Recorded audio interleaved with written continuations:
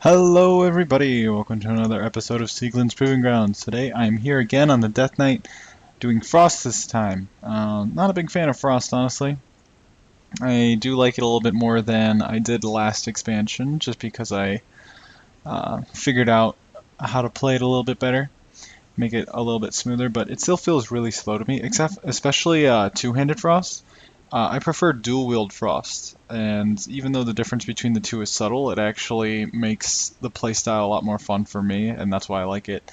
I like being able to worry more about Frost Strike and less about Obliterate, which is, at least for the last expansion, that was your rotation. Your Frost Strike was priority over Obliterate, and it's not so bad now, even though it's more or less the same. I don't know. I feel like I figured something out and just don't know what it is. But yeah, so I'm gonna go ahead and get into the video, starting with talents and glyphs. For the level 56 row, I am in Plague Leech just because, as I said, Frost feels kind of slow for me, so I like to have the ability to use up my diseases and get a death rune back just for a little bit of a smoother rotation. For the level 57 row, it doesn't really matter, it's all defensive. For the level 58 row, you can go with any of these, really. It's all your personal preference. I'm in Chillblains because I like having one, Strangulate, and two, the ability to root. For the level 60 row, again, personal preference. I would recommend Runic Corruption, though. That's what I'm in. And it makes it feel a lot more smooth.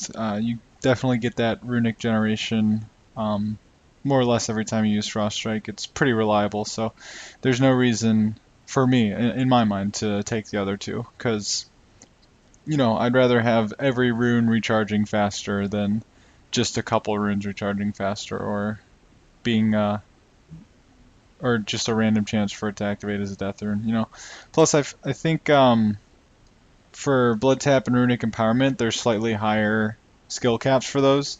Runic Corruption is really simple. It's really easy to use. It's passive. It just happens. I mean, they're all passive. Actually, Blood Tap isn't, but you know what I mean. Like, Runic Corruption just happens. And it's every single rune. Runic Empowerment, you kind of have to finagle it to get the death runes that you want.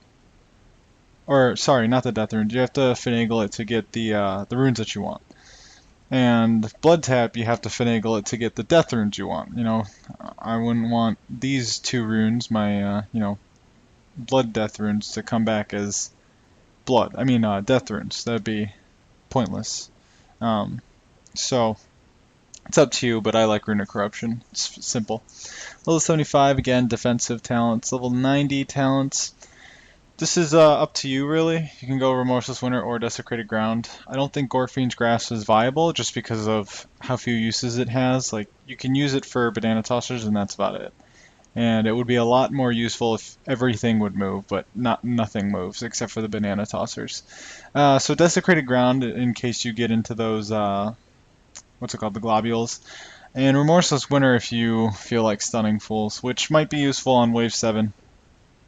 But other than that, I can't really think of where it'd be good. And for level 100, I think Necrotic Plague is the highest DPS potential here. I'm not sure. I haven't done really much testing with Frost, but Necrotic Plague is what I see just about everyone using in PvP, so that's what I'm going to go with. And for glyphs, I would still recommend everything that I recommended in the Unholy video. And of course, I have none of the runes, but those glyphs would be Swift Death, Outbreak, Icy Runes, and Chains of Ice. Anything other than that, really not terribly useful. But, it's up to you. Like, if you want to use Mind Freeze, go for it. I'm not going to tell you exactly what you need to do with glyphs, because look what I'm using. I'm not even using anything relevant. So, without further ado, let's go ahead and get into damage gold for the Frost DK. I had to think about that one. Sorry. As usual, starting off on the left side of the Slayer over here. I'm actually gonna go ahead and just use my Pillar of Frost on cooldown because it's really my only cooldown, and it has such a short cooldown. There's honestly no point in holding on to it or anything like that. And yeah, it lasts a long time too. So Pillar Frost blasts through that wave easily. Next wave won't be hard. This is where Chillblains comes in handy because I am going to want to try to root the Banana Tosser. I'm going to grip him back so he goes into the Globule. It doesn't even matter though because he's dead before the Globule even hit him.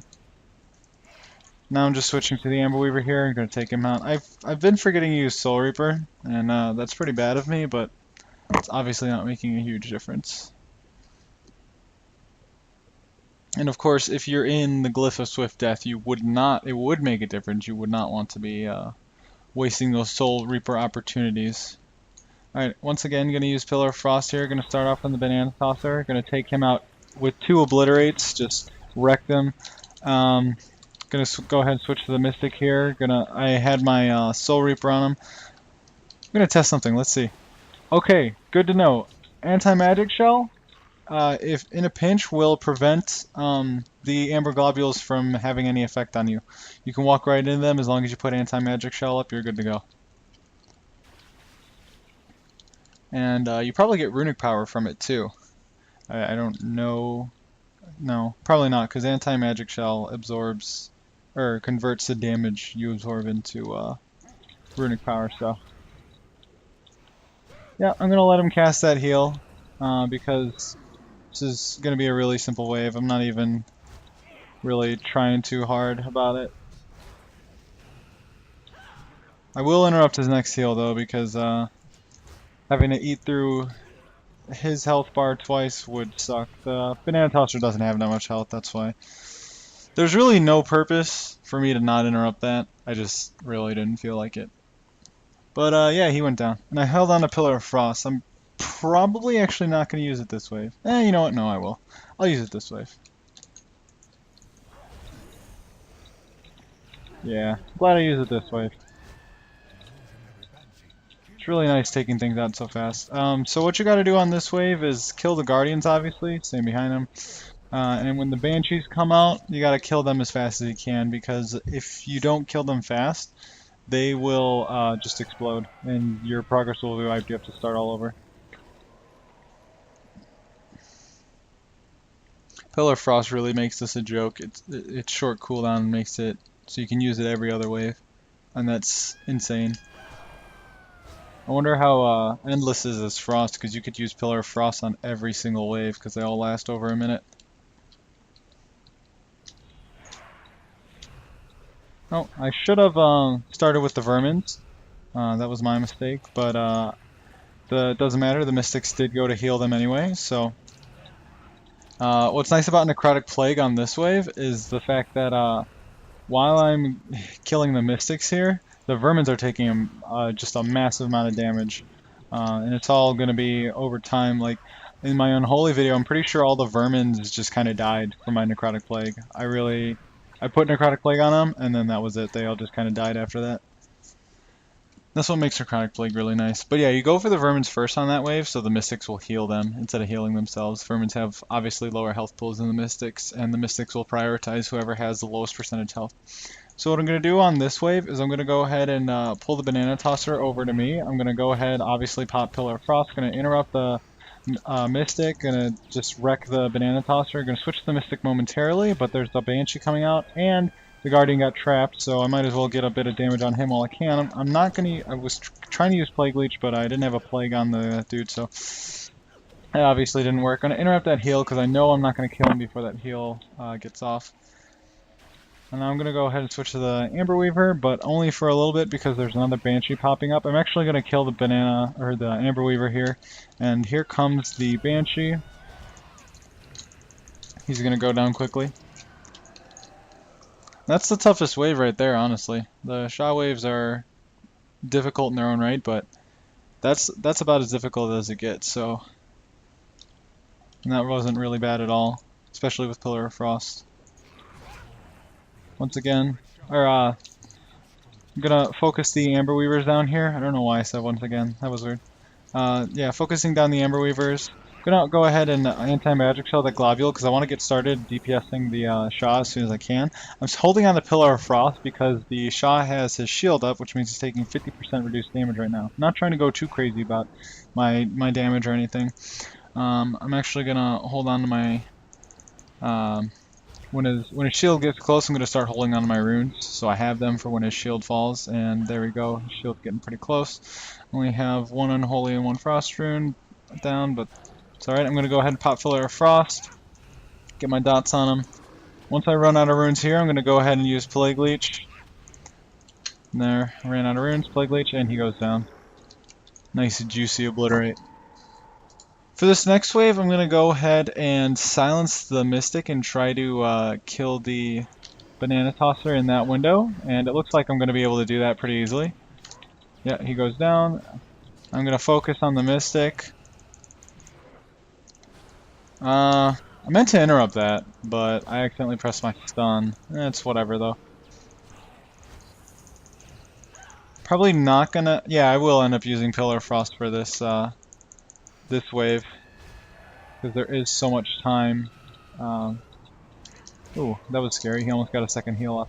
There is so much time before the shield on the next wave for the Shah on the next wave goes down. So I'm going to go ahead and use it, and that was actually really nice because the cooldown for Pillar of Frost lined up perfectly with when his shield was falling, so that worked out perfectly. Once again, using Plague Leech just to get some runes, make it a little bit smoother for myself, and he goes down. So yeah, the Pillar of Frost definitely will be off cooldown when the Shah shield goes down on this wave. And then I will be using everything, including Army of the Dead. But for the start of the wave, I'm going to go ahead and pick up a Zerking here. Even though he's taking reduced damage, I do like getting as much damage out at the start as I can because if I found that if I get the Shah to about 85% health, it's a breeze after that once the shield falls. So. Not trying to do anything too crazy right now, like Plague Leech or anything like that, just because his shield is up, even though I have Berserking on me. His shield is up, so he's not taking as much damage. But there's the Banshee, and I know after the Banshee spawns and gets killed, it's a short period of time before his barrier falls again, so I'm going to go ahead, pick up the second Berserking, pop Army of the Dead, pop Pillar of Frost, pop Empowered Rune Weapon. I accidentally pressed Ice on Fortitude there. I'm not really terribly used to my keybinds as Frost yet, or as DK in general. No, not DK in general. That's a lie. I'm used to Blood, but not the DPS. So that was kind of a little rough with popping all my cooldowns there, but it obviously worked. The with Army of the Dead, Shah goes down like a boulder.